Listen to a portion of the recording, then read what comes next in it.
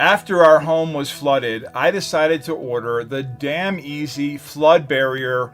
I heard it's the best because it's so easy to install in just 3 easy steps. All the other barriers I looked at required hiring an expert to set them up. You need a lot of tools, silicone, other stuff. If you don't know what you're doing, you're going to wind up with a big mess that basically won't hold back water. With the Damn Easy Flood Barrier, you simply place the barrier in your doorway and then extend the sides. And this lets it fit most doorways without having to make any modifications. Finally, inflate the seal. The seal runs up the side and across the bottom. We pump it up and it seals the barrier so even up to 28 inches of floodwater cannot get into your home. Another reason I bought this is because the seals are replaceable, so we can use this year after year to protect our home from floods that can destroy everything.